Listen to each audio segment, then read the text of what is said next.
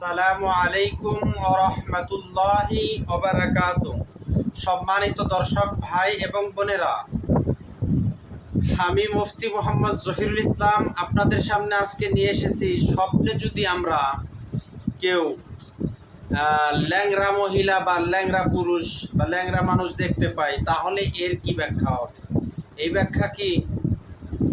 ব্যাখ্যা কি আমাদের ভবিষ্যৎ জীবনকে খারাপের দিকে নিয়ে যাবে না ভালোর দিকে নিয়ে যাবে? আমাদের ভবিষ্যৎ জীবনে কি ক্ষতি আসতে চলেছে না লাভ আসতে চলেছে? কি ইঙ্গিত বহন করে? আসুন আমরা জেনে নেই স্বপ্নের ব্যাখ্যার নির্ভরযোগ্য কিতাব থেকে। আর তাফসীরুল আহলাম স্বপ্নের ব্যাখ্যার কিতাব, এর প্রথম নাম্বার খণ্ডের 243 নাম্বার পৃষ্ঠায় আল্লামা মুহাম্মদ ইবনে সিরিন রাহমাতুল্লাহি আলাইহি উল্লেখ করেন, স্বপ্নে ল্যাংড়া মহিলা দেখলে, স্বপ্নে যদি ল্যাংড়া মহিলা দেখতে পাই, স্বপ্ন দশটার কাজ অসম্পূর্ণ থেকে যাবে। সে যে কাজ শুরু করতে যাচ্ছে বা শুরু করেছে, সেই কাজ পরিপূর্ণভাবে শেষ হবে না, সম্পূর্ণ হবে না, সেটা অসম্পূর্ণ থেকে যাবে।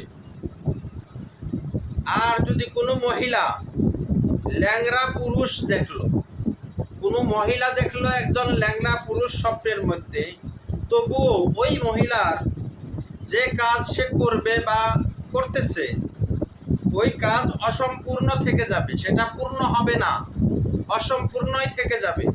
তার ইঙ্গিত বহন করে।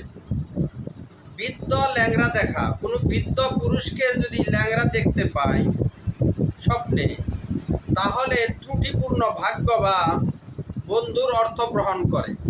এমন বন্ধু পাবে যে ত্রুটিপূর্ণ, সব ক্ষেত্রে তাকে সাহায্য করতে পারে না এবং তার ভাগ্যও ত্রুটিপূর্ণ হবে, তার ইঙ্গিত বহন করে।